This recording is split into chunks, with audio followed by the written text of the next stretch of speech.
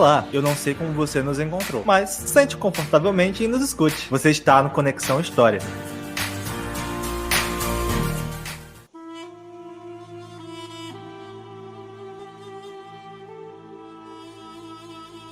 Olá a todos e a todas, sejam muito bem-vindos a esse episódio do podcast Conexão História. Hoje quem fala com vocês é o Daniel, né? E como sempre estamos aqui felizes de compartilhar e trazer um conhecimento diversificado sobre algum tema da história. E hoje vamos abordar um tema bem contemporâneo, né? Que é algo que está percorrendo as redes sociais há um tempo. Hoje eu tenho o prazer de trazer aqui, neste episódio especial, um colega de trabalho, um conhecido de muito tempo, né, que me influenciou também em alguns aspectos quando a gente começou com os podcasts lá no Laboratório de História Pública da UFTM.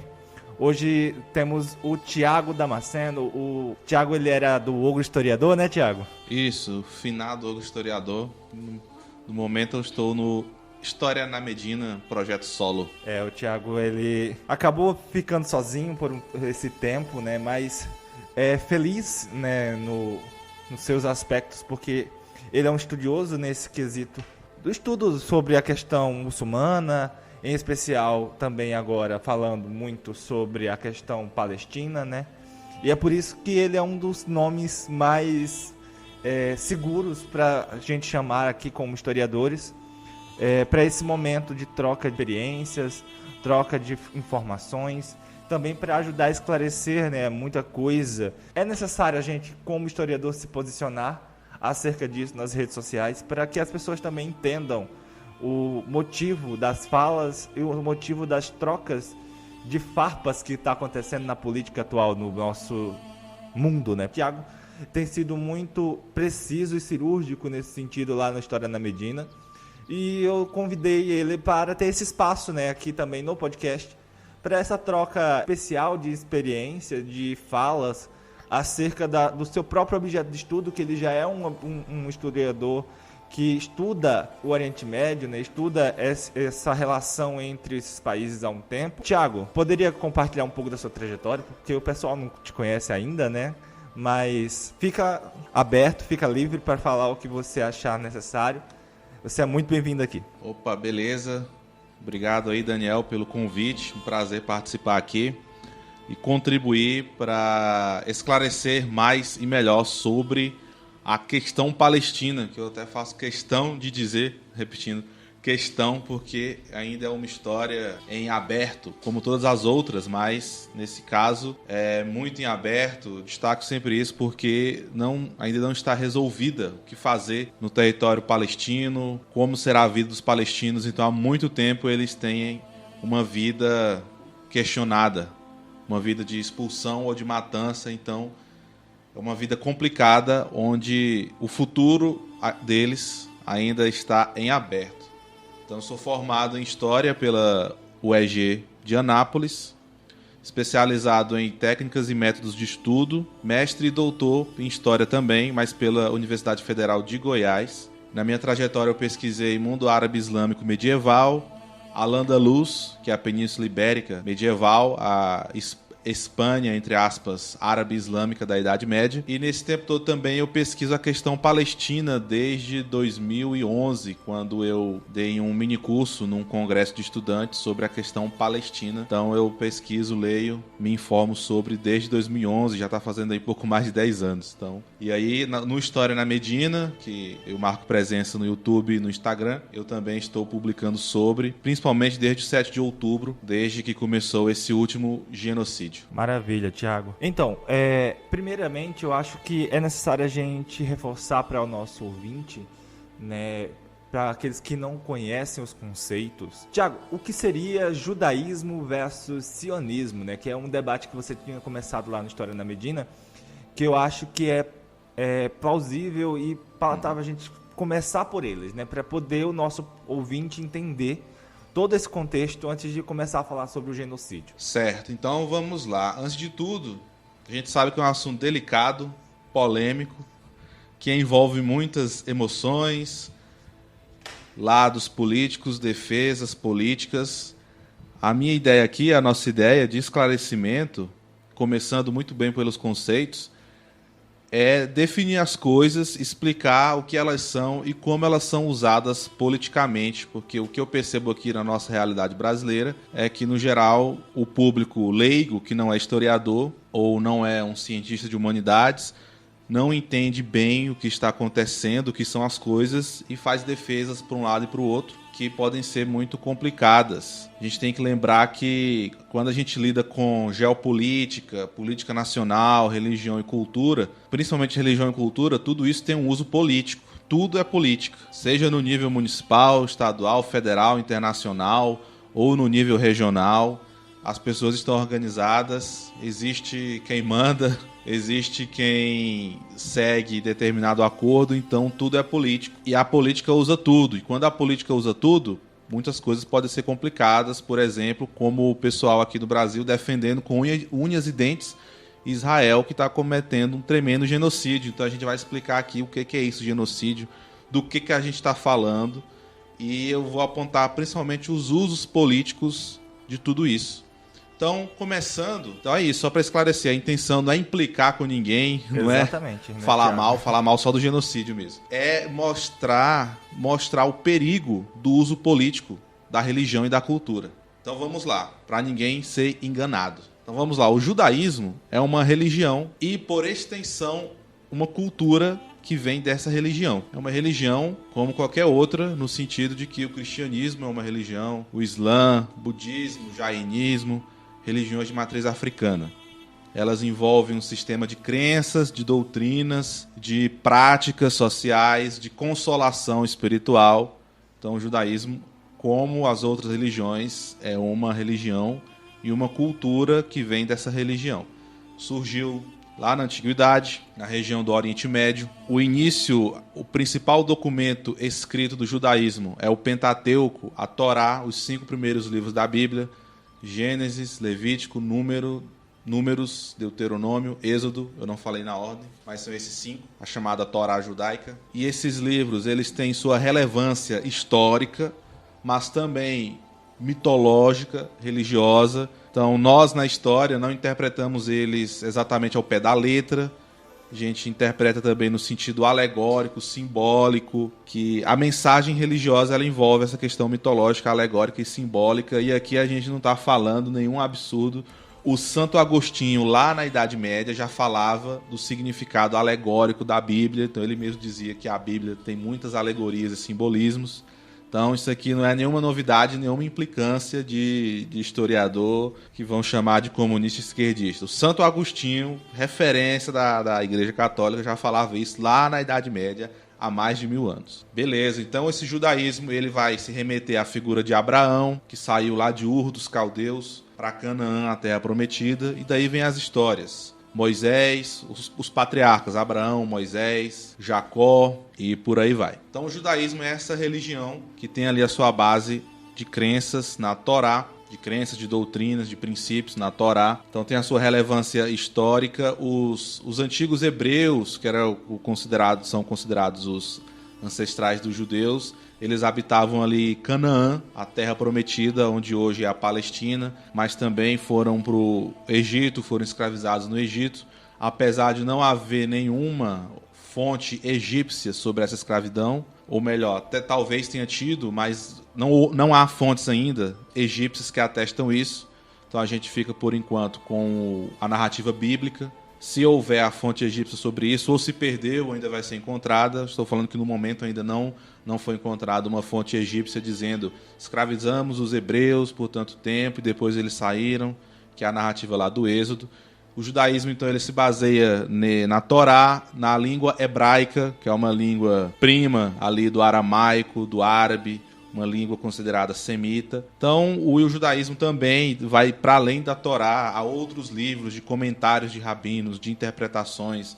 Então, livros e livros, desde a Torá, comentando as leis, explicando. Há interpretações divergentes. Há muitos ramos do judaísmo, como há em toda religião. Então, no cristianismo existe o ramo protestante, católico, anglicano. Cada um desses grandes ramos tem sub-ramos. Então a gente tem a igreja dentro do catolicismo, igreja católica apostólica romana, igreja ortodoxa grega, o protestantismo, várias igrejas. Então o judaísmo também. Tem o judaísmo ortodoxo, reformado e por aí vai. Conservador. Então é uma religião como qualquer outra, com seus livros, suas doutrinas, sua riqueza cultural, linguística, pela questão do hebraico. Assim como o Islã, a língua oficial da religião islâmica é o árabe, a língua oficial do catolicismo romano é o latim, do catolicismo grego é o grego. Então, entendendo isso, o judaísmo como essa religião. Para entender mais, eu até indico 2 podcasts, Torá com Fritas e o Sinagoga Sem Fronteiras. Eu não concordo politicamente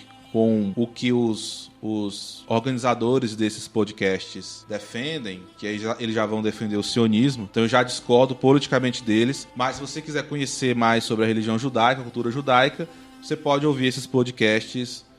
Desses são podcasts feitos por judeus brasileiros, então eles explicam muito bem essa questão religiosa e cultural, mas eu não concordo com eles politicamente, pois eles são sionistas, defendem o Estado de Israel como é hoje. Não concordo com eles nesse ponto, mas eu os escuto para aprender sobre a religião judaica, que a gente precisa não só ler análises sobre essa religião, essa cultura, sobre as outras também, mas também ouvir o que seus próprios fiéis têm a dizer. Isso aí é a metodologia básica. Você vai entender a religião a partir do ponto de vista de quem a segue. E o sionismo, o que é então? O sionismo é um movimento político que surgiu na Europa no século XIX.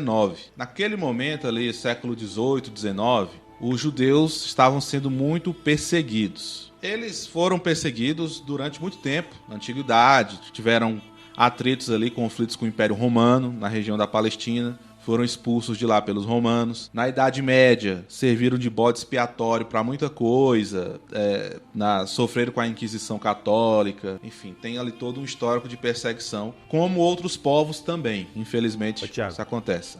É válido lembrar, né, para o nosso ouvinte, que o antissemitismo, né, que é essa prática, né, de preconceito contra os moradores naquela região ali, né, porque o antissemitismo não é somente judeu, né? Isso. É qualquer povo árabe que mora naquela região que é discriminado de forma com racismos e outras práticas de preconceito. As pessoas pensam que ele só surgiu na Segunda Guerra Mundial. Isso. Mas é interessante quando você começa a pesquisar e ver que essa prática de antissemitismo, desse tipo de racismo, ela já existia há muito tempo. Não somente na Alemanha, né, que é onde começa o antissemitismo ser exacerbado na Segunda Guerra Mundial, mas tinha essa prática há muito tempo. Inclusive, se você dá uma observada, por exemplo, a prática dos judeus novos mesmo, que vieram para a América, foi justamente por conta desse antissemitismo também, né? Sim, que ainda existe. Vem até esse nome semitismo, né? Os povos semitas vêm de Sem, com S-A-M, um dos filhos do Noé. É um entendimento de que aqueles povos do Oriente Médio são descendentes do Sem, filho de Noé. Mas é uma concepção mitológica. Há toda uma discussão em cima disso, a gente não precisa entrar nesse ponto agora, mas é uma noção tanto mitológica, né? Povos sendo originários de um homem só, mas, enfim, no senso comum é isso, né? Então, o antissemitismo, ele não se refere, como você falou, só aos judeus, também aos árabes, enfim, aos povos ali do Oriente Médio. Embora Israel ultimamente está pegando só pro lado deles, dizendo que é antissemitismo só quando se critica Israel. Mas a gente vai chegar lá. Então, naquele século XVIII, XIX, os judeus eram muito perseguidos na Europa, principalmente na Europa Oriental, onde hoje é a Rússia, Polônia, Hungria. Na Hungria existiam os pogroms, que eram os linchamentos públicos de judeus. Então, o judeu era culpado por alguma coisa, a população espancava o judeu, matava em público. Então ele sofreu muita perseguição. Na Europa Ocidental, não era uma perseguição nem sempre do mesmo nível, mas havia muita boicote aos judeus. Tem até um caso Dreyfus,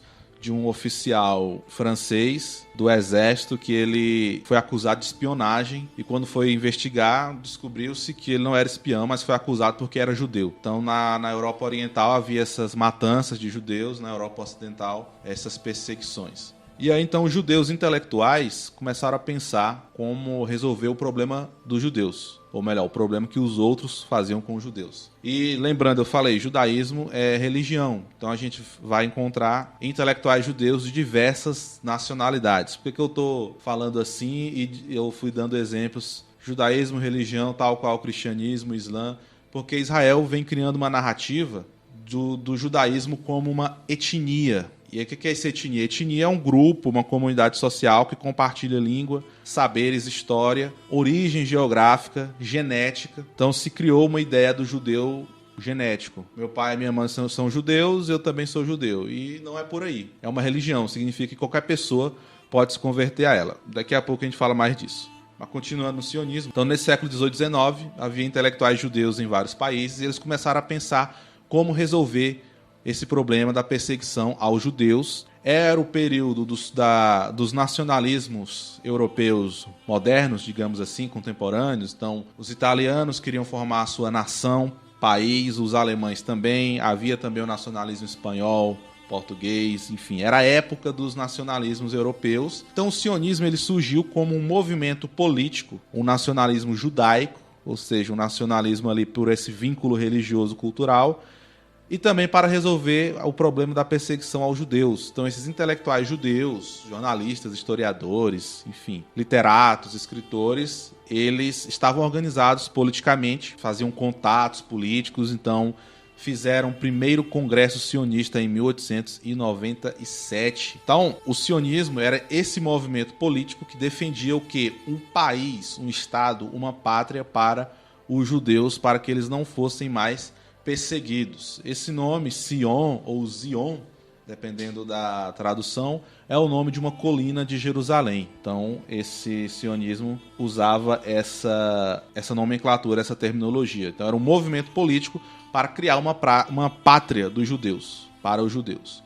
E um dos principais nomes foi um jornalista austríaco, Theodor Herzl, que escreveu uma obra chamada O Estado Judeu, onde ele coloca ali os princípios do sionismo. Ele não fundou o sionismo, esse movimento veio antes dele, mas ele foi o primeiro que sistematizou as ideias nessa obra, O Estado Judeu. Essa obra é de 1896, tem tradução em português, a gente até encontra fácil em PDF. E eu estou dizendo aqui é um movimento político. Por que político? Porque nesse momento, não que política e religião não se misturam demais. Mas nesse momento não havia uma preocupação religiosa como há hoje. Por exemplo, nesses contatos que os sionistas faziam com soberanos de outros países, o Theodor Herzl, por exemplo, ele pediu ajuda ao sultão do Império Turco Otomano na época para fundar um estado para os judeus, pediu para o Kaiser alemão, o imperador alemão, mas nenhum deles se mostrou interessado. Quem se mostrou interessado foi o Império Britânico, que na época era o maior império do mundo, como se dizia, era um império, como se dizia, era um império onde o sol não se punha, porque eles tinham colônias, terras, desde o Oriente até o Ocidente. Então, esses primeiros sionistas, num primeiro momento, eles não estão muito preocupados com a questão religiosa. Eles têm a noção de judaísmo, religião, claro, e de que os seus antepassados viviam na região da Palestina. Nesse momento, ali, século XIX, a Palestina era uma província do Império Turco Otomano. Lá viviam palestinos cristãos, judeus, muçulmanos. Em sua maioria, os palestinos eram e ainda são muçulmanos, mas também existem palestinos cristãos e judeus. Então, eles viviam lá pacificamente. Isso não era, a religião não era motivo de briga. Inclusive, eles eram unidos em protestos contra o Império Turco. O Império Turco não dava muita atenção à região. Então, ali, nesse período, palestinos, independente da religião, se uniu em protesto ao Império Turco. E os sionistas, eles não tinham essa ideia ainda de vincular a pátria judaica a Jerusalém, a Palestina, que é basicamente, para os judeus, a região do entorno de Jerusalém, que é a principal cidade santa para eles, que é também santa para os cristãos e santa para os muçulmanos. Ali para os cristãos, Jerusalém vai concorrer para os católicos com o Vaticano e Santiago de Compostela, na Espanha, e para os muçulmanos, Jerusalém é a terceira cidade sagrada. A primeira é Meca e depois Medina. Então a gente tem essa referência aí simbólica muito importante de Jerusalém.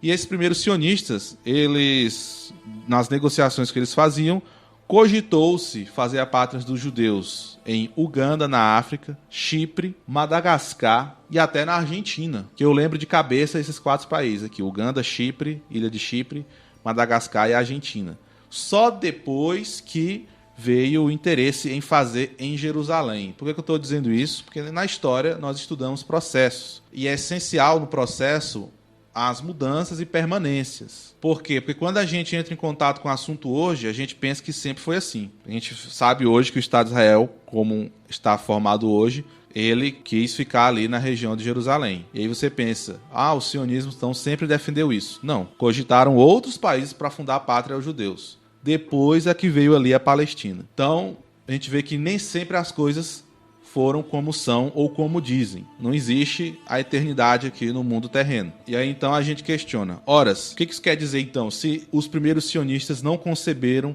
a pátria judaica lá em Jerusalém automaticamente, ali no entorno de Jerusalém, na Palestina, por que então foi lá? Como eu falei, esses sionistas eles pediram apoio à Alemanha, ao Império Turco, para fundar a pátria deles. Não quiseram. Porque vamos pensar bem, é difícil formar um país desses moldes, né? Demarcar um território, colocar lá infraestrutura, saneamento, eletricidade, prédios, construções. Então não é fácil erguer um país. Quem topou essa aventura? O Império Britânico, ali, né, antes da Primeira Guerra. Quando o Império Britânico topou, então era preciso uma justificativa. Por que o Império Britânico topou? Na minha interpretação, porque o Império Britânico já desconfiava ou já tinha encontrado postos de petróleo na região do Oriente Médio. Então era importante para esse império ter um quartel-general, uma base na região do Oriente Médio. Então, nesse período ali, pré-Primeira Guerra, o Império Britânico já sabia desse petróleo na região, não exatamente na Palestina, mas na região ali. Península Arábica, Irã, Turquia, ou sabia ou desconfiava. Então era importante para esse império ter uma base ali. Muito importante então para ele, vamos fundar esse país aqui, vai ser a nossa base. Como é até hoje, Israel é uma base ali dos Estados Unidos e seus aliados. A diferença é que desde então o Império Britânico veio perdendo influência mais prática na região, e os Estados Unidos é que tem hoje mais influência. Mas Estados Unidos e Império Britânico ainda são aliados. Então, no momento em que esse Império Britânico apoia o sionismo, é que a formação de Israel vai se desenvolver. Então, você vê aí uma causa política, um movimento político. Se fosse sempre religioso, os primeiros sionistas iam ter falado sempre de Jerusalém, mas não, cogitaram outros países. Então, quando o Império Britânico topa essa aventura, é que se começa a criar narrativas em prol dela. Narrativas que justifiquem e legitimem o projeto político. Então começa a ideia do judeu como raça. Na verdade já existia essa ideia do judeu como raça. Eles só utilizaram ela também. Do judeu como raça e de que os antepassados dos judeus estavam ali. Então os judeus tinham que ter uma pátria ali. E o que a gente questiona? Até que ponto se pode falar em antepassado religioso? Por exemplo, vamos supor que a gente pesquisa. Eu, por exemplo, sou cristão, fui criado num lar cristão evangélico. Vamos supor que o meu tataravô era católico. Por que meu tataravô era católico, eu vou ser? Não. Eu sei que é delicada a questão, a gente está entrando meio que na definição do que é a religião do outro, porque envolve crença, prática, mas a gente tem que pensar também na religião, gente como seres sociais, na prática. Então, se você nasce numa família religiosa, você pode dizer, eu nasci numa família religiosa, mas não quer dizer que você vai seguir aquela religião por toda a vida. É religião, a gente pode entrar, sair, permanecer. Então fica complicado dizer de antepassados religiosos. Por quê? Porque as pessoas se convertem à religião. As pessoas se convertem ao judaísmo. Porque há muito uma narrativa, o judeu como raça, se você é filho de mãe judia, acho que isso para o judaísmo ortodoxo, para os outros ramos pode variar. Você é filho de mãe judia, você é judeu. Horas, se eu me converter ao judaísmo hoje, posso dizer então que os meus antepassados estavam na Palestina? Eu já fiz um teste genético, os meus antepassados são de Portugal, da África, alguns até do Oriente Médio, inclusive. Mas da Arábia, bem pouco, assim, ancestralidade que remonta a milênios, inclusive. Eu me converto ao judaísmo hoje, então Jerusalém vai ser a terra dos meus antepassados? Não. Não vai, gente, pelo amor de Deus. Se for assim, pode estar parecendo absurdo, então vamos jogar para outra religião. O paralelo, né? Os muçulmanos, norte-africanos e árabes ficaram a Idade Média quase toda na Península Ibérica, onde hoje é o sul de Portugal e o sul e o centro da Espanha, que chamava Al-Andalus, que não é a mesma Andaluzia. Andaluzia existe até hoje, a região é o sul da Espanha, que era uma parte dessa Al-Andalus, ou Al-Andalus, como dizem em português, né? Então eles ficaram lá de 711 a 1492. Então, se os judeus atuais, como Israel prega, têm direito a morar em Israel porque os seus antepassados estavam lá, então a gente também tem que devolver o sul e o centro da Espanha, o sul de Portugal, para os muçulmanos. Então hoje, se eu me converto ao Islã, então eu tenho direito a morar na Espanha, porque meus antepassados estavam lá. Mas quando a gente fala assim, não, é um absurdo, porque os muçulmanos foram expulsos da Espanha e os muçulmanos libaneses de hoje, os brasileiros de hoje, os africanos, não tem nada a ver com isso. Exato.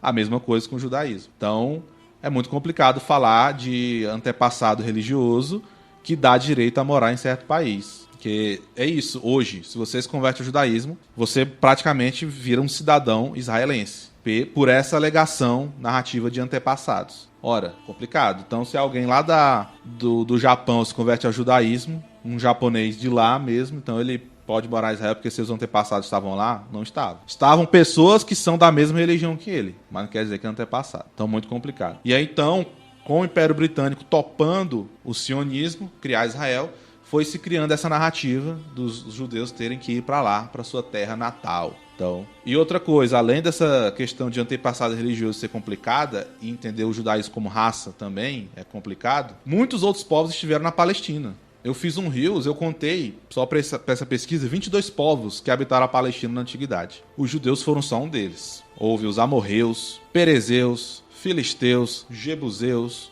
depois os árabes, os turcos. Isso que eu estou dizendo não é desvalorizando a cultura judaica, nem negando a história judaica, não é isso. Inclusive eu estou explicando ela. Eu estou falando que o uso político da narrativa. Se é para devolver, então, a Palestina para os judeus porque os seus antepassados estavam lá, tem que devolver para os árabes também, que estavam lá na Idade Média, para os turcos, que estavam lá na Idade Moderna. Se existia um descendente dos perezeus, então ele vai para lá. Então fica muito complicado. Então os judeus, enquanto povo religioso, foi só um dos povos que estavam ali na Palestina. Então vamos devolver a Palestina então para todo mundo que já estava lá. Complicado, né? Mas isso não é negar o que os judeus sofreram. É só falar da complicação que é o projeto político usando narrativas religiosas, que aí então desvia o assunto inteiro, que em vez de a gente estar falando do problema que Israel está causando lá desde sempre, a gente fica aí na divagação de ancestralidade, a terra é de direito dos judeus, não sei o que nem um meme, não sei o que, e aí desvia do assunto que é o genocídio. Pois bem, então a Grã-Bretanha, o Império Britânico, topa o sionismo, ministro das Relações Exteriores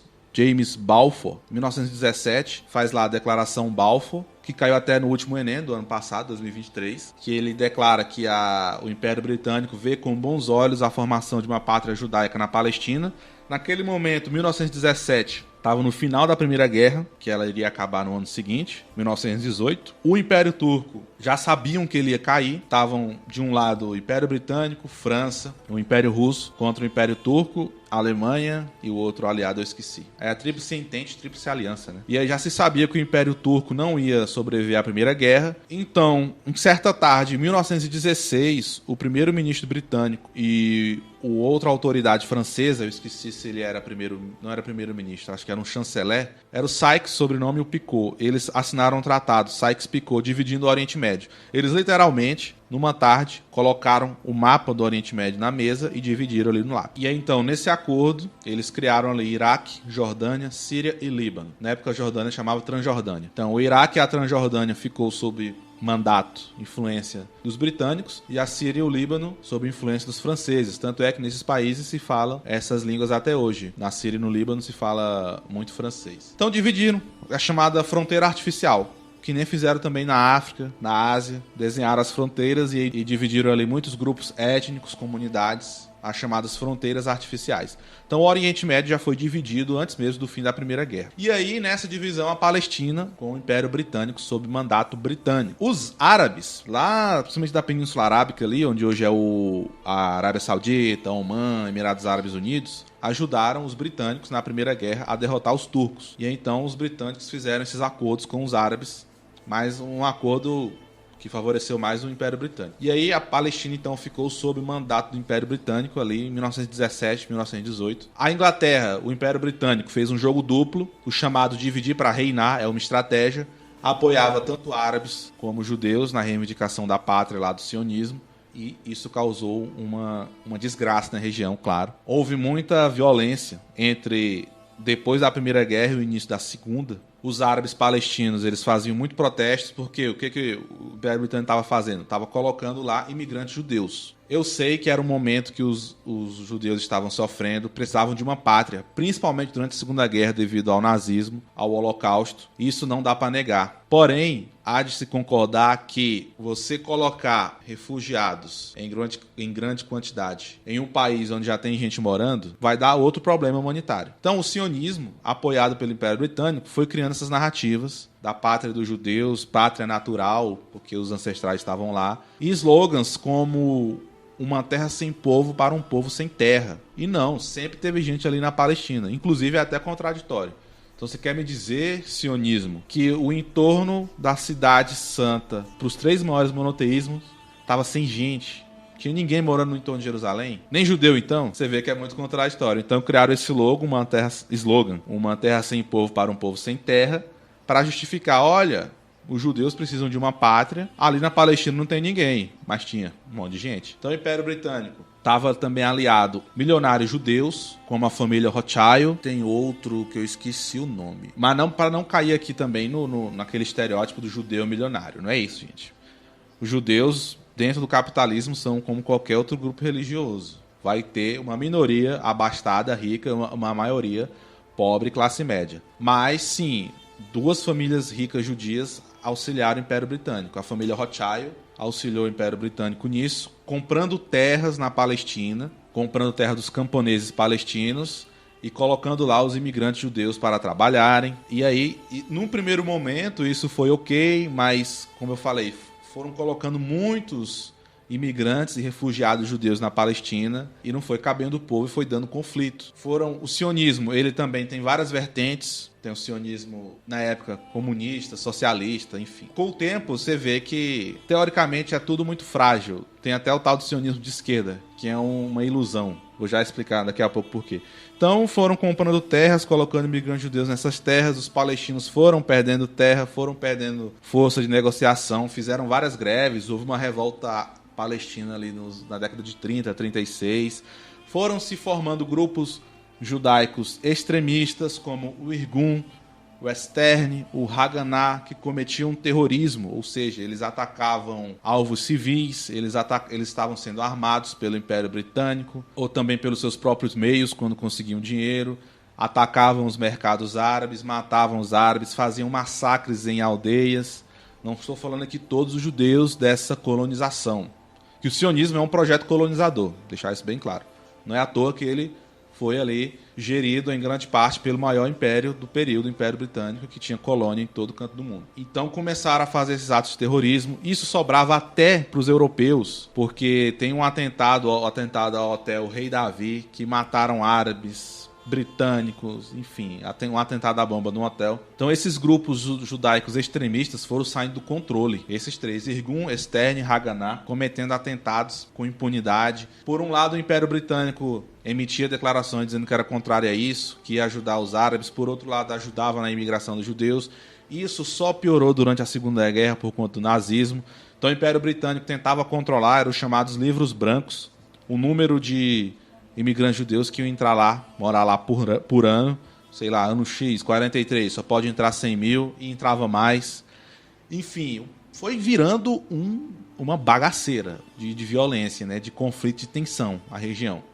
Então você vê que o sionismo é isso, um movimento político, em sua essência colonizador e racista. Por quê? Porque ele cria um país onde já tinha gente, onde já era um país, e ele é racista porque ele considera o judeu como eleito por Deus, ou seja, superior, e aí considera o palestino, seja de que religião ele for, considera o palestino como inferior, então esse judeu superior europeu tem que ficar no lugar do palestino. Então é colonizador e racista, porque era o quê? Um projeto para colocar imigrantes judeus europeus na Palestina. Imigrantes judeus esses que não tinham soluções para os seus problemas na Europa, ou seja, o Império Britânico mandou para a Palestina pessoas que estavam à margem da sociedade, judeus à margem da sociedade. Por que eu falo isso? Porque a Europa é antissemita para um Caramba, sempre foi. Hoje, pós aí a União Europeia de aliada de Israel, tudo, mas o que é de antissemita até hoje não é pouco. E nesse período era muito. Então, o que fazer com esses judeus aqui, na linguagem antissemita da época, causando problema? Manda para a Palestina. A Palestina tem gente lá. Manda mesmo assim. E aí começou, então, virou um barril de pólvora aquilo ali na Segunda Guerra. O processo de se livrar mesmo, né, Thiago? Por isso que eu falo, o objetivo de Israel é expulsar e matar palestinos, porque a ideia do sionismo é substituir a população europeia, considerada superior, pela população palestina, considerada inferior.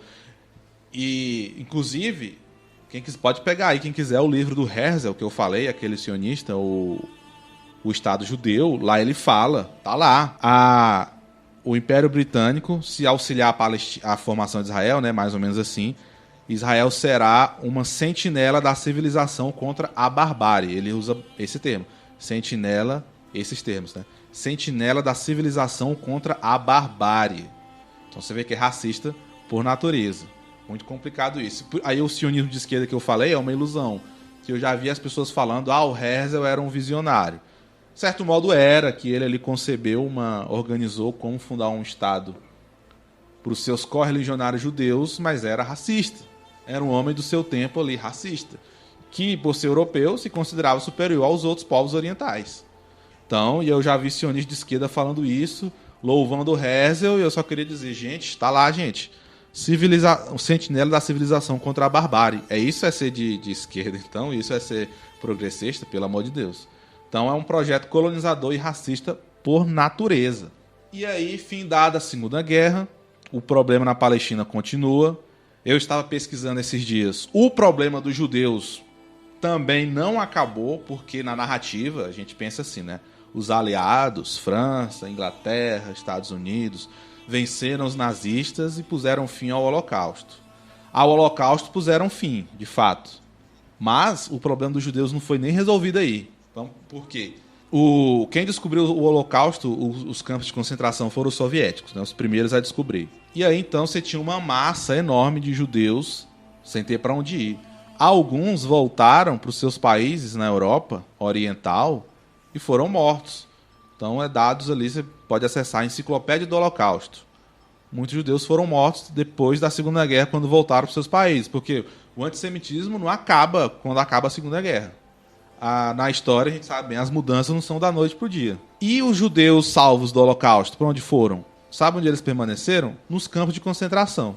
Só que os campos de concentração receberam outro nome. Receberam, acho que, Centro de Pessoas Deslocadas, algo assim. Que é o que a gente chamou de Centro de Refugiados. Então a situação deles, tirando a questão dos nazistas vencidos, não mudou muito. Porque eles continuaram nos campos de concentração, só que com outro nome. Então eles continuaram em condições precárias de higiene, de saneamento, de eletricidade, de comida. Que a gente vê a narrativa, né? Os aliados venceram os alemães. Acabou o fascismo, o nazismo, a perseguição aos judeus. Não acabou. Muitos morreram quando voltaram para suas casas. Na verdade, nem tinham casas, porque o povo tomou de conta das casas. Ou foram mortos em linchamento público de novo, que nem os pogroms lá do século XIX. E quem não foi para esses lugares ficaram nos campos de concentração ainda, que receberam só outros nomes. Campos de deslocados. Tanto é que outros estudiosos judeus começaram a perceber isso. Um deles, inclusive, o Ben-Gurion, que proclamou o Estado de Israel em 48. Ele visitava os campos de pessoas deslocadas e ele via que a situação era a mesma. Então ele reivindicava ali dos aliados, dos vencedores, França, Inglaterra e Estados Unidos, condições melhores para os judeus, porque acabou a guerra e eles continuaram nos campos de refugiados, em condições precárias. A maioria desses judeus eles precisavam de vamos lembrar aqui que, de novo, aquela narrativa, não é acabou a guerra e resolveu tudo. A gente tem uma massa de pessoas sem país. O que fazer? Onde essas pessoas vão viver? O que elas vão fazer para viver? Elas vão trabalhar? Como que elas vão se adaptar em outro país com outra língua? Isso tudo é política pública, gente. Tipo, como receber as pessoas num país, onde elas vão viver, o que elas vão fazer. Então, isso é complicado. E aí, o que aconteceu? O projeto sionista a todo vapor para fundar Israel, mas o Império Britânico ainda estava restringindo a entrada de judeus na Palestina. Estados Unidos também tinha restrição. Ainda na Segunda Guerra, o Vargas também. Então, porque hoje posa todo mundo de amigo de Israel, mas nem sempre foi assim. Então, ali no contexto da Segunda Guerra e um pouco depois, Brasil, Império Britânico e Estados Unidos restringiam a entrada de imigrantes judeus. Eu sei que é um problema, como eu acabei de falar, como colocar uma massa de pessoas num país, uma pessoa de fora. Como essas pessoas vão viver? Mas é só para agora sim alfinetar. Esses países que posam de aliado de Israel, no começo ali do Estado de Israel, restringiram a entrada dos imigrantes refugiados judeus. Imigrantes não, refugiados, que estavam ali nos campos de deslocados à força, não era por vontade própria.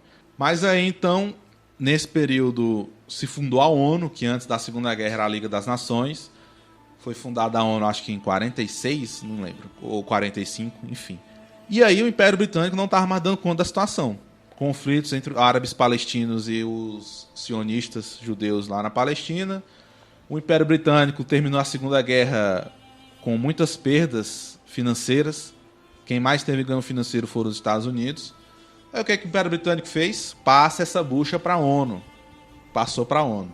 A ONU, em 47, votou um plano de partilha da Palestina.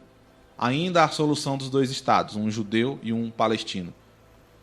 Fizeram chama Comissão Peel, a comissão de 47 que repartiu a Palestina em dois estados.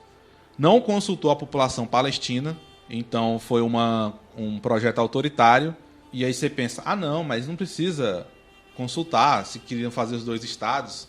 Mas lá é uma região que passa, às vezes, por crise hídrica. Então, sempre os judeus, os sionistas, quer dizer, judeus sionistas, né? Tentaram ficar perto das fontes de água ali, Rio Jordão e regiões vizinhas. Então, os judeus sempre tentaram ficar nessas áreas com recursos hídricos e deixavam para os palestinos as piores áreas. Então, a ONU voltou o plano de partilha da Palestina em 47 sem consultar as autoridades palestinas. Lembrando, esses palestinos eles estavam organizados politicamente, associações, partidos. E aí, em 48, aí o Reino Unido, o Império Britânico, mandou a bucha para a ONU fez um plano de partilha em 47. Inclusive, o diplomata brasileiro Oswaldo Aranha foi quem presidiu essa Assembleia da ONU em 47, que repartiu a Palestina. Foi a Resolução 181, ou Resolução do Plano de Partilha da Palestina. Então, e aí começou a tradição de que é sempre um brasileiro que abre uma Assembleia Geral da ONU, e aí foi dada a chancela para a divisão da Palestina em um Estado judeu e um Estado árabe palestino. E aí em 48, pouco antes do Reino Unido, do Império Britânico, entregar o mandato para a ONU, os sionistas, já politicamente mais organizados e fortes, declararam a fundação do Estado de Israel em 14 de maio de 1948. Então o Reino Unido, o Império Britânico, quer dizer, entregou o problema para a ONU não tinha muito o que fazer. E aí os sionistas declararam o Estado de Israel em 48. E Oswaldo Aranha teve sim essa participação aí diplomática importante. Tanto é que ele tem uma praça em Jerusalém com o nome dele. Enfim, e aí fundado o Estado de Israel em 1948. E aí, desde antes, os palestinos já estavam sendo massacrados, perseguidos pelos grupos radicais que eu falei. O Irgun, o Stern, Haganah. Haganah até virou depois oficial. Mas e aí em 48 começam as operações são mais desenvolvidas ainda as operações de limpeza étnica, ou seja, de entender uma comunidade, um grupo étnico como uma sujeira que tem que ser higienizada, eliminada. Isso acontecia antes da fundação de Israel. Como eu falei, as milícias judaicas atacavam os palestinos em suas casas, nos mercados, nas aldeias. Tem um massacre da aldeia de Deir el-Yassin. Então, isso já acontecia desde antes da fundação de Israel em 48 e só se desenvolveu depois. E aí veio então a Nakba em 48, que os israelenses chamam de Guerra de Independência. Depois a crise de Suez, Guerra dos 6 Dias, Guerra do Yom Kippur, e só piorando até chegar na situação de hoje. Agora, Tiago, falando a respeito da questão do massacre, né, da chacina, da carnificina, como os usados por líderes mundiais para definir, né, esse movimento que está havendo nesse tempo todo, né, por que é um genocídio, né? A pergunta central acho que é essa. Porque esses líderes mundiais estão considerando o massacre que está tendo lá na guerra de Gaza, né, na guerra entre Israel e a Palestina. Não, eu não considero a guerra de Israel com o Hamas, porque o Hamas é um grupo extremista, que é um grupo, né, como o próprio nome já diz. Eles estão atacando a Palestina inteira. Então, explica o uso, né, do genocídio por várias pessoas, por vários líderes mundiais, para as pessoas entenderem o conceito de genocídio também, né? Então, genocídio, basicamente, é assassinato em massa. É quando um grupo mais armado do que outro grupo ou outra comunidade mata o outro grupo mais frágil. Ou mais frágil ou com forças equiparáveis, mas é isso, é um assassinato em massa. É o assassinato de centenas de milhares de pessoas num projeto político militar. Então não é bala perdida, não é efeito colateral, não é fogo amigo. É a matança de centenas e milhares de pessoas de forma intencional, organizada, muito bem pensada. Quem criou o termo genocídio foi um judeu polonês, um polonês judeu, falar a primeira nacionalidade, depois a religião, um polonês judeu, chamado Rafael Lemkin, que nasceu em 1900, morreu em 1959. Ele pegou dois termos, o geno, que em grego quer dizer clã ou família, e o sídio, que em latim é assassinato. Então, assassinato na sua raiz, né, etimológica, linguística, assassinato de uma família, de um clã. Então é isso, assassinato de um grupo. Ele criou esse termo ali em 43, no início dos anos 40, para se referir ao genocídio que o Império Turco fez contra os armênios. Esse genocídio, eu dei uma rápida pesquisada, ele durou de 1915 a 1923 e ele matou 1,5 milhão de pessoas, mais ou menos. Então foi um judeu que criou esse termo genocídio. Desde então o termo vem sendo usado para isso, para assassinato em larga escala, assassinato em massa. Então isso vai ter relação com crime, com guerra, com terrorismo. E aí tem um livro chamado A Indústria do Holocausto, de um estudioso judeu, Norman Finkelstein, que ele fala de como o Holocausto vem sendo usado politicamente. Então aqui não é questão de diminuir o Holocausto e de negar. Os nazistas mataram 6 milhões de judeus porque eram judeus. Ponto. Inegável. Mas também mataram outras pessoas. Eu contei aqui, deu só do que a gente sabe que tem registro, ou que foi possível encontrar, os nazistas mataram 18 milhões, quase 18 milhões e 700 mil pessoas, incluindo judeus, civis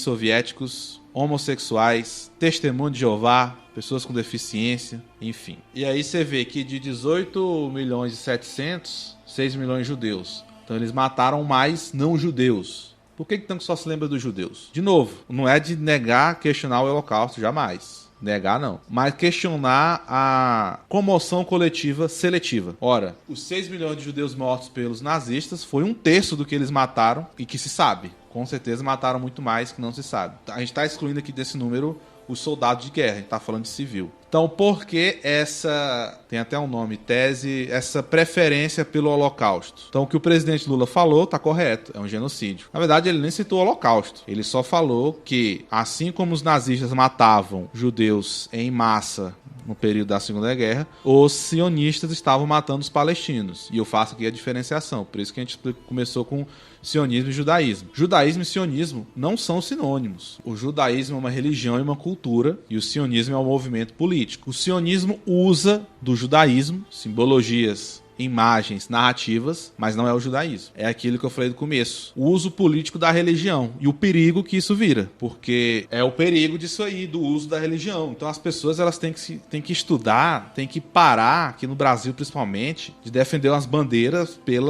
pura e simplesmente pela emoção. O Bolsonaro fez isso. O Bolsonaro fez atrocidades de corrupção, não comprou vacina quando podia, e passa-se um pano porque diz que é em nome de Deus. O povo brasileiro tem que parar de acreditar em todo mundo que fala em nome de Deus. Gente, é um absurdo. Então, posso fazer qualquer coisa. Se eu falo Deus acima de tudo, cristianismo acima de tudo, judaísmo acima de tudo, ok, pode fazer? Não pode. Então é um genocídio, sim. Assim como nazistas matavam judeus por se considerarem um povo superior, que tem direito sobre a vida do outro, os sionistas fazem o mesmo. E eu não estou falando aqui judeus contra palestinos. Eu estou falando aqui de sionistas, ou seja, as pessoas que estão dirigindo Israel, que apoiam Israel. E eles usam do Holocausto.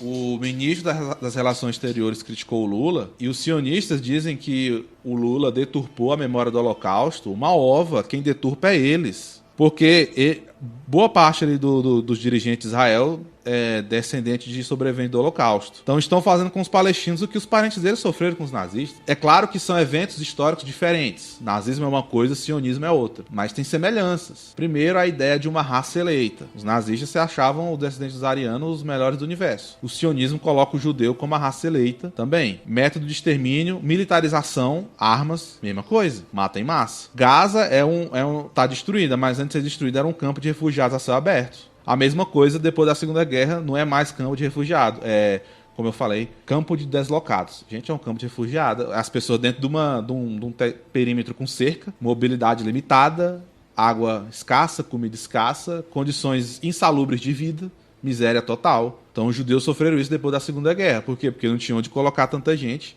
Estavam dificultando a imigração. Então, a gente vive também muito numa era, eu não gosto muito desse culto excessivo à linguagem. A linguagem. Existe ainda uma realidade material das coisas, gente. É genocídio, tem jeito. Ô Thiago, vale evidenciar também, eu recentemente fui no Museu do Holocausto aqui de Curitiba, né? Uhum. O próprio museu, ele não utiliza, eles utilizam no nome porque é o mais conhecido, né? A palavra holocausto, mas a terminologia que eles usam dentro do museu é Shoah, em hebraico, que significa catástrofe. Os palestinos usam Nakba para se referir ao conflito de 48, que é catástrofe também. Então, porque se a gente colocar, holocausto significa sacrifício. Não foi um sacrifício do povo judeu. Isso. Foi uma catástrofe que houve, né? Isso. E aí, se colocar como sacrifício, aí já leva também a questão religiosa, né? Ao extremo, dizer, não, estávamos nos sacrificando para algo maior. Pois é, o próprio termo é muito complicado. E os próprios judeus não usam.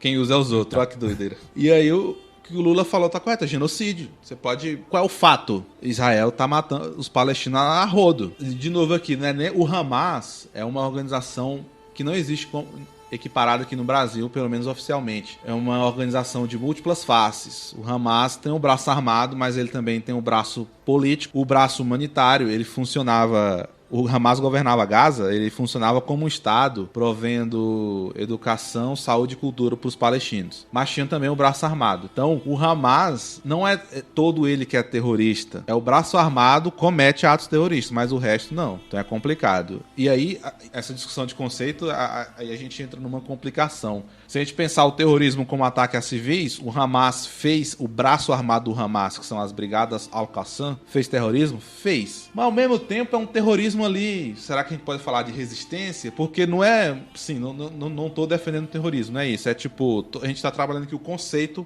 para definir a coisa. O Hamas atacou soldados israelenses? Sim. Também civis israelenses? Também. Então a gente pode entender como terrorismo? Também. Mas tá dentro de um projeto. Nenhum soldado do Hamas acordou, vou ali matar um israelense. Não. É uma reação a décadas de humilhação que os palestinos vêm sofrendo. De novo, não estou passando pano pro que o Hamas fez. Eu estou explicando por que o Hamas fez o que fez. E aí, quando Israel decide punir a Palestina inteira, é um crime de guerra, definido pelas Convenções de Genebra. Punição coletiva é crime de guerra. Se Israel quer acabar com o Hamas, que ele vá fazer espionagem, vai descobrir onde estão os membros do Hamas e, sei lá, prende esses membros, não sei. Mas atacar toda a população, vamos fazer um paralelo simples. O Rio de Janeiro conhecido pelo narcotráfico. Seria a mesma coisa se o Estado brasileiro metralhasse todo mundo no Rio por causa dos traficantes. É justo matar todo mundo do Rio de Janeiro por causa dos traficantes? Não é a mesma coisa, não é justo matar todos os palestinos por causa de um braço do Hamas. Eu venho explicando, Thiago, isso. Uma tia minha me ligou. Não sei como a gente chegou nessa conversa, mas ela me ligou, a gente começou a falar sobre isso. Eu disse, tia, assim, a gente não pode punir uma população inteira, um país inteiro, por ação de um grupo, né? Sim. Porque, veja bem, existem civis que estão dentro dessa linha de fogo, e aí é aquela coisa, os tratados internacionais servem para quê? Houve um atentado? Houve um terrorismo? Houve. Então vamos entrar em consenso entre ambos os países para tentar achar quem fez os responsáveis, né? Ou entrar em aliados, né? Tem tantos aliados que o país tem externamente, as relações exteriores, vamos investigar para tentar descobrir quem fez essa ação. É muito complicado a punição coletiva. É crime, gente, é crime. Tá lá nas Convenções de Genebra. Não tô tirando aqui da minha cabeça, não. Tá na Convenção de Genebra. Que é um tratado internacional, um acordo internacional. Olha, gente, das normas de guerra. Eu sei que pode parecer absurdo, mas pelo menos na teoria se prevê não pode punição coletiva, não pode atacar hospital, ambulância, jornalista em guerra, enfermeiro. Israel faz tudo isso. Não pode usar arma química. Israel usou uma arma química lá em outubro ou novembro do ano passado. Então Israel nunca obedeceu convenção nenhuma de Genebra, nem as resoluções da ONU. A ONU tenta resolver diplomaticamente, não resolve. Israel não obedece. Então, uma coisa... Agora eu faço uma crítica a alguns intelectuais da postura elegante, que eu chamo postura elegante. Que é aquela postura que praticamente não toma partido. Que fala, eu choro pelos dois lados do conflito, quero a paz. Primeiro, não é nem conflito, nem guerra. É terrorismo e genocídio. Por causa da assimetria, desproporção. Uma coisa é dois exércitos um contra o outro. Que aí você tem homens armados e treinados e equipamento. Então você tem ali uma relação, um pareamento de forças, né? É um urso contra um urso. Mas quando você põe um urso contra um gato, o gato vai morrer. Vai se acabar, né? O urso vai chegar com tudo. Então, além de... É um genocídio, ele é assimétrico totalmente. Os palestinos... Tem muito brasileiro que ódio de Palestina. Não sei por que o brasileiro ele compra a briga do Israel e do Milei da Argentina. Você pode ver na rede social ali... Quando tem uma postagem contra Israel e contra o Milei da Argentina, os brasileiros sobem querendo defender. Eu não entendo isso. É o extremismo de direita, né? É o resquício ainda, né, dos posicionamentos do próprio governo Bolsonaro. Sim. Que a gente teve. Esse apoio da população massiva, ainda mais que, assim, o Bolsonaro, ele foi muito feliz, vamos dizer assim, com os evangélicos, do modo geral, Sim. justamente por conta desse posicionamento. Vamos defender Israel, vamos fazer amizade com Israel. Porque é o povo prometido, Sim. é a terra prometida. E aí o pessoal se ilude com o discurso, Sim. né? Acaba fazendo atrocidades, besteira, né? É o uso político da religião. Exatamente. Aí esse uso político interfere justamente no pensamento coletivo. Exato. E acaba acontecendo barbárie, né? Por exemplo, a questão mesmo do 8 de janeiro do ano passado, né? Aquilo ali foi um exemplo claro do uso coletivo de forma equivocada sobre a própria questão política e ideológica. Virou uma histeria coletiva, né? Exatamente. Aí os palestinos não têm exército. O Hamas não é um exército. Como eu falei, uma parte do Hamas é um grupo armado, não é um exército. Aí Israel ataca todo mundo. Tem até um vídeo do Malafaia falando lá, cadê esse povo que o Israel matou, que estão dizendo. Eu não gosto de postar no meu perfil porque é a brutalidade total. Eu dei uma pesquisada, a primeira guerra televisionada parece que foi a Guerra do Golfo, lá 91. Se você seguir os perfis certos, Juventude Sanaúde, Diário da Palestina, você vai ver cada atrocidade, que eu fiquei, no final do ano, eu fiquei pouco mais de um mês sem postar nada, em choque da violência, cara. Gente despedaçada, cadáveres nas ruas. Israel manda o povo recuar para um lugar e bombardeia aquele lugar. Então, Israel não quer saber, como eu tô falando, o objetivo de Israel é expulsar e matar palestinos para continuar a colonização, ocupar o território ali. Já tem até um projeto de vender casa, que Gaza é litorânea. Já tem um projeto de vender casa ali. Vão construir casa em cima de cemitério. Isso é um absurdo. E aí a visão religiosa vai em favor disso. E aí, quando alguns intelectuais falam, choro pelos dois lados, como com um ar de paridade. Não tem paridade, gente. Desde o 7 de outubro, morreram uns 1.300 israelenses. Horrível. Mas já morreu 30 mil palestinos. O número importa. Que aí o pessoal vem com a sacanagem, números não importam. Importa, gente. Importa demais. Se eu tenho 30 mil de um lado e 1.300 do outro, isso é uma guerra? Não. A balança está muito descompensada. Não tem lógica.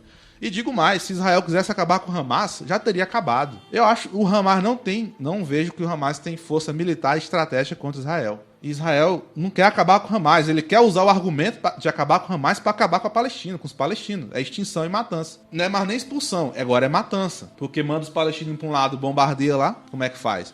E aí, quando se fala solução de dois estados, gente, isso é de uma falência. Israel nunca quis saber de paz de dois estados, nunca. Os palestinos, sim. O Yasser Arafat, por exemplo, que era um líder palestino, ele antes fazia terrorismo. Depois ele mudou a postura nos anos 70 e começou com a diplomacia. O Yasser Arafat tentou, mas Israel não quer saber. Em 93 fizeram lá os acordos de Camp David, aquela foto simbólica, 93 e 91, o Bill Clinton com o Arafat e o Yitzhak Rabin, ministro israelense. Israel não quer saber. O Yitzhak Rabin foi assassinado por um extremista judeu. Israel não quer saber de paz, não. Então, quando fala solução de dois estados, eu chamo de solução elegante, que não vai para lugar nenhum. E aí me dói dizer a verdade que eu percebo, que é o quê? Os palestinos vão ser exterminados. Se o Egito não abrir as fronteiras para eles lá no sul de Gaza, para eles entrar na Península do Sinai, eles vão ser exterminados. Se deixar, Israel vai extinguir os palestinos. Se duvidar, quando a gente tiver idoso, a gente vai ver a notícia. Os palestinos estão extintos na Palestina. Agora só existem os descendentes como refugiados ou imigrantes em outros países. Porque ninguém para Israel. Estados Unidos não quer saber de cessar fogo. Não quer. O que vai parar Israel é outra força militar maior. É isso. Israel não vai parar pela conscientização, não. Ou boicote. Então, se os Estados Unidos não aprovar o cessar-fogo... Não, uma autoridade americana aí que encontrou com o Lula falou que não aprovaram o cessar-fogo por causa do timing para negociar refém. Se Israel quisesse esses reféns israelenses de volta, já tinha negociado. Mas não quer, eles querem destruir Gaza. Vai matar os reféns? Estão nem aí, eles vão chamar de efeito colateral. Inclusive, no ataque, o Hamas atacou em 7 de outubro, Israel revidou no mesmo dia, há denúncia de soldados israelenses falando que matamos israelenses também. Porque o povo pensa também, tem o mito da guerra limpa, né? Eu joguei o míssil naquele prédio, só derrubou o prédio. Não, gente, tem gente naquele prédio. Se o prédio cai, pode peitar no prédio do lado, derrubar o prédio do lado, pode acabar com a rua. O povo pensa no mito da guerra limpa. A bomba precisa, a bala precisa. Tem soldados israelenses denunciando que mataram alvos israelenses também. Pegaram o helicóptero, foram metralhar o povo do Hamas, mataram os israelenses também. Não é uma guerra, é um genocídio, mas é um cenário de guerra. E não existe guerra limpa, gente. Tem um monte de gente morre. Não existe o A matando apenas o B e vice-versa. E aí, então, essa solução de 2 estados, eu não sei qual vai ser a solução. Pelo jeito, Israel vai vencer e vão consolidar ali um estado num cemitério, e Israel vai querer se expandir, como já tentou na Península do Sinai, mas devolveu para o Egito. Está com as colinas de Golã da Síria até hoje, que conquistou na Guerra dos 6 Dias, lá em 67. Está atacando o sul do Líbano. Depois que Israel exterminar os palestinos, infelizmente, eles vão para cima dos outros países árabes. Vão com tudo, vão se expandir. Certeza. Assim, falo certeza aqui no calor do momento, né? A gente não faz profecia, mas a tendência que eu vejo é essa. E aí, talvez quando os países árabes perceberem essa expansão, já vai ser tarde demais. Porque quem vai parar Israel? E aí o Lula, parabéns pela posição dele, falou, ótimo, marcou posição, o povo faz pressão. Ele não vai ceder, porque a gente está falando de um cara que foi preso em ditadura, líder sindical, líder de greve, ficou preso, virou presidente, ele tem uma fibra moral para resistir a isso. Só que o Brasil precisa cortar relações com Israel. Também não adianta ficar só no discurso. Um chanceler falou esses dias, solução em 2 estados. Não dá, gente, tem que cortar relações com Israel. Então as coisas têm que sair um pouco dessa discussão, esse melindre com o significado do discurso e ir para a prática. Eu vi uma colega historiadora falando, o Holocausto é incomparável. Não é, gente. E dizer que é comparável a outros genocídios não é menosprezar. Sim, os nazistas mataram 6 milhões de judeus, um absurdo. Só que existem outros holocaustos e até maiores. Parece que o holocausto da Bélgica no Congo matou mais gente. Um monte na África, né? O holocausto não, o genocídio, quer dizer. Genocídio contra os armênios que eu falei. Aqui no Brasil, genocídio contra nós negros, principalmente os periféricos. Vamos dizer que é um genocídio ali cotidiano, que ele não é como a Palestina, que morre 1000 pessoas no dia, mas ele é constante pelas forças de Estado, a gente sabe disso. Então, as coisas têm a realidade material. A matança em massa é genocídio, não tem o que discutir. O Holocausto foi um genocídio assim como há outros. E aí, de repente, não se escolhe só o Holocausto. E aí, em nome de evitar um Holocausto, se faz outro. Que loucura é essa? Então é importante a gente se esclarecer, entender as coisas e algumas coisas é o que é, genocídio pronto. E a gente, assim, né, fica muito triste com essas posições desse contexto mundial, né? Mas o que cabe a gente como historiador é tentar esclarecer essas questões, esses conceitos, essas questão temporal também, né? Porque tem muitas pessoas que desconhecem o contexto histórico, político e social desses povos, né? Que quer defender uma posição baseada somente no achismo, sem procurar dados para poder corroborar a sua tese. E a gente fica motivado também porque é necessário esse diálogo, né? Aí você encontra amigos historiadores também dizendo assim, aí puxando já a sardinha pro meu lado, né? A história sempre foi pública. Não foi. Não. Tem muita gente que não tem acesso Sim. à informação ainda. Por mais que hoje, com a era da informação, ainda tenha um crescente muito grande, mas não é. As pessoas não têm acesso à conceitualização, à explicação.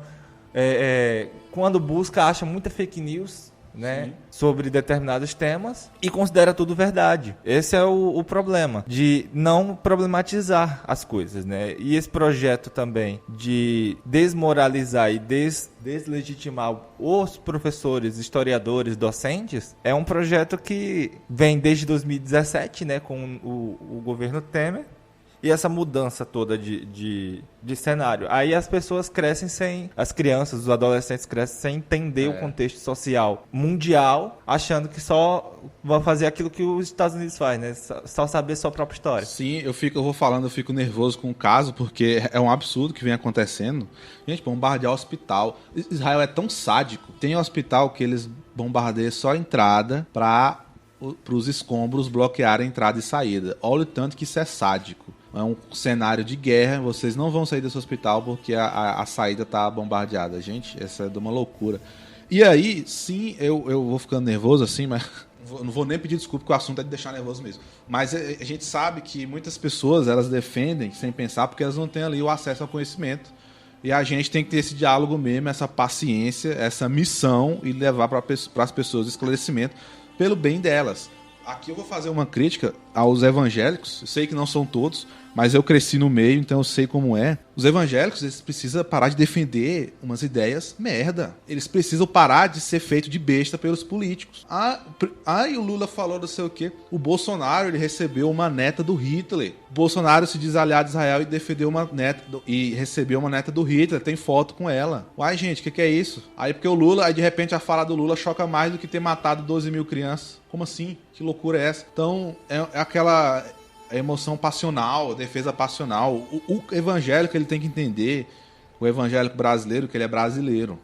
Ele vai ser estrangeiro em qualquer outro país, inclusive em Israel. E ele também não é um judeu especial, que existe um fetiche. Eu vi um comentário, esqueci o nome de quem comentou, não é uma ideia minha, só para dar o crédito aqui errado, que eu não lembro da pessoa, que eu concordo plenamente. O evangélico, ele tem um fetiche que ele acha que ele é um judeu, um descendente de um judeu de uma tribo especial lá da antiga Israel.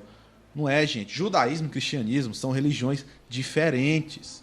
Jesus era judeu? Era, mas fez ali uma reforma e seus seguidores, principalmente o Paulo, criou outra religião. São religiões diferentes. Os evangélicos têm uma ideia de que o destino do judeu é se converter ao cristianismo. Tem uma teoria chamada teoria dispensacionalista, lá dos anos 70 dos Estados Unidos, que fala que a conversão dos judeus ao cristianismo é um sinal da volta de Cristo. E aí isso veio aqui para o Brasil. Gente, o judeu, ele não espera se converter ao cristianismo. O judeu, ele está ali de boa na religião dele. Quem espera que ele se converta para ficar certo na visão do cristão é o cristão. Os judeus, eles estão de boa na religião deles. Eles, inclusive, não acreditam que Jesus é o Messias.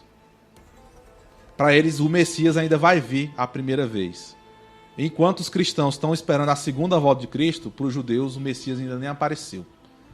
Então são religiões distintas. Você é evangélico, você não é judeu, você é evangélico. Você tem que ler mais o Novo Testamento do que o Antigo Testamento. Então há essa fantasia, e aí nessa fantasia se defende Israel.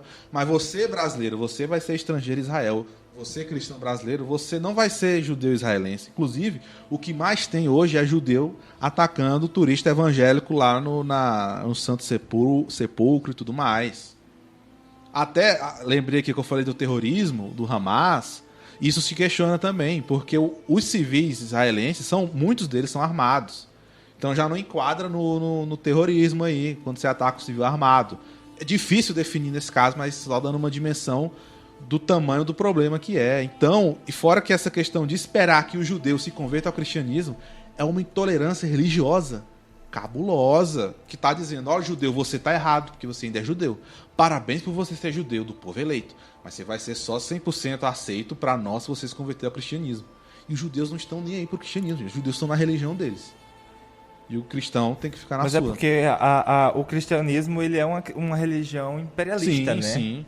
Ele, Ficou, né? Na verdade, ficou. ele ficou uma religião muito imperialista no sentido prático da coisa, principalmente quando a gente fala no sentido aqui dos países latinos, né? Que vieram com a desculpa de evangelização. Sim. Essa visão maluca. E outra, e aí quando você não vai conhecendo as coisas, né? Porque fulano criticou o Lula pelo que ele disse. Assim, importante, mas grandes coisas. Eu quero é o corte de relações diplomáticas, eu quero a coisa prática. Mas aí o Bolsonaro recebe a neta do Hitler, tá ok. Como assim? Tá ok. O Netanyahu, ao absurdo, que é o primeiro-ministro israelense, ele já foi antes, em 2015... ele falou publicamente, tem vídeo, vá lá na página Geopolítica Hoje no Instagram, procura entre os 20 últimos posts. O Netanyahu, em 2015, falou que o Hitler não queria matar os judeus.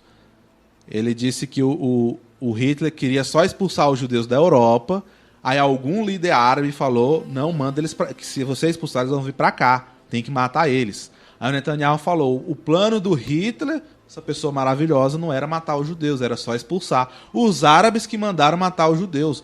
Olha o tamanho da fake news para mostrar um preconceito contra os árabes e inocentar o Hitler. Aí você me vem, o primeiro-ministro de Israel em 2015, vem tentar inocentar o Hitler, aí vem reclamar de que o Lula tá falando que foi genocídio. Pelo amor de Deus, moço, isso aí não tem como subir a indignação. Pode procurar o vídeo, existe. E aí... então, quando a pessoa, se ela tiver a coragem de confrontar o que ela pensa e o que ela espera com a realidade, ela vai ver que o sionismo é uma farsa. Não é sobre instalar a paz e a democracia no Oriente Médio, nem salvar o judaísmo, nem evitar um novo holocausto. É de exterminar a Palestina, gente. Então, as pessoas têm que procurar as coisas, ter a coragem. A gente vive um período, vou dar aqui psicólogo de boteco, meio doido. As pessoas querem que a realidade seja o que elas pensam. E não é, gente. Há usos políticos de tudo, inclusive da religião. Se você não se ligar, né, não estudar, não procurar as coisas, você vai ser enganado, como o brasileiro está sendo no geral. Todo mundo não. O que tem de comentário falando, vai lá Israel, não sei o quê, o povo tem que conhecer o poder de Israel. Gente, dá vontade de falar, então vai para Israel, meu amigo. Vá lá, fala que você é muçulmano, cristão, vê se não leva bala. Sério, tá um absurdo, junto com aquele negócio da fake news após verdade, né? As pessoas, eu vou fazer um vídeo sobre isso, as pessoas esperam que a realidade seja o que elas pensam.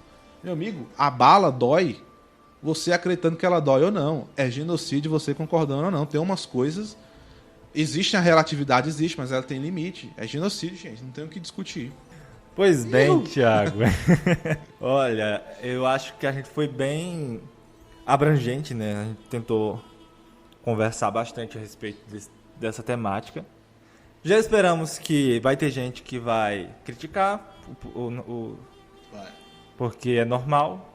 As críticas também são bem-vindas, né? Porque afinal de contas a gente não faz ciência se não tiver crítica. Uhum. Então, só assim, a única, como eu já tinha falado, a única posição que a gente poderia tomar é tentar explicar o contexto histórico, social e também abrir espaço para outros historiadores também se posicionarem, né?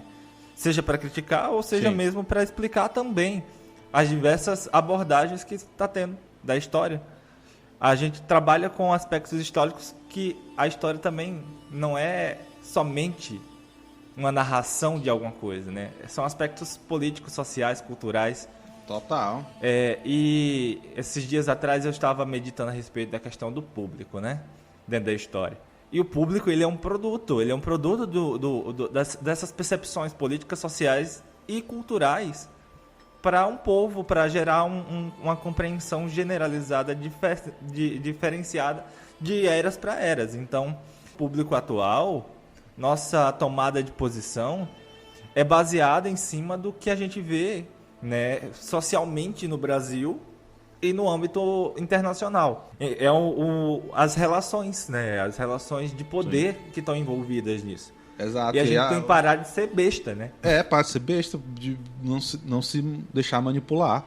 Que aí, de repente, você fica batendo palma para um genocídio só porque você acha que pertence àquela religião, que aquilo ali é religioso. Não é. A questão palestina ela, como eu falei do começo, ela é política.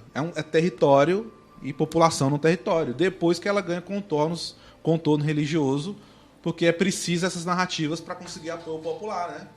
Mas é isso, em nome de evitar um novo genocídio, você promove outro. Você defende um ato de massacre por causa de uma religião.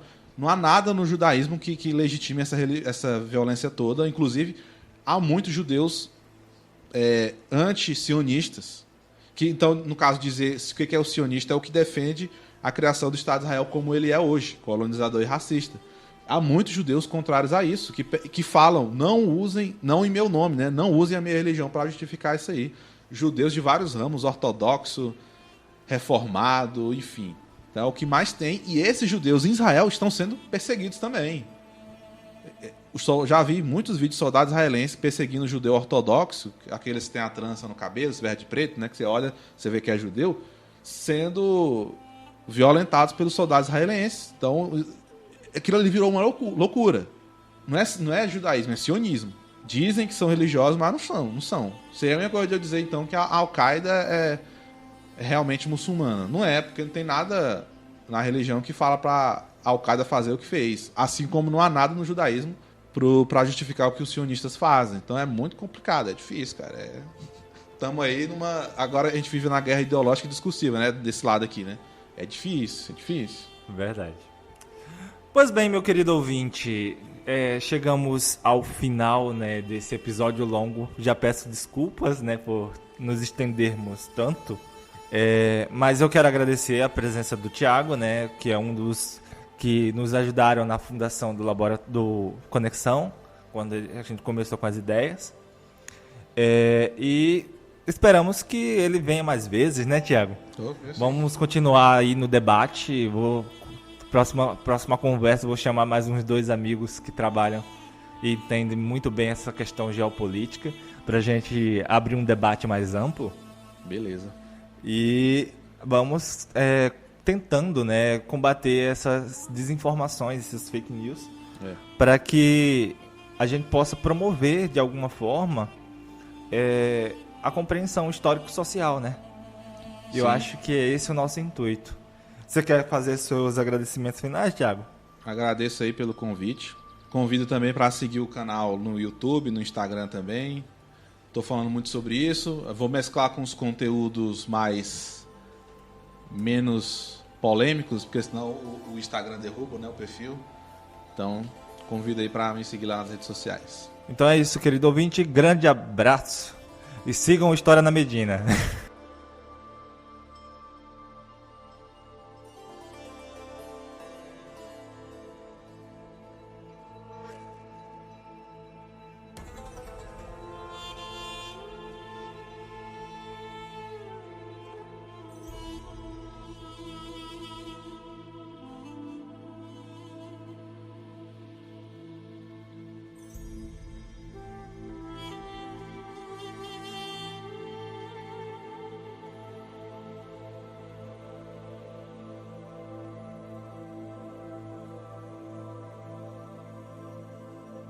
Thank you.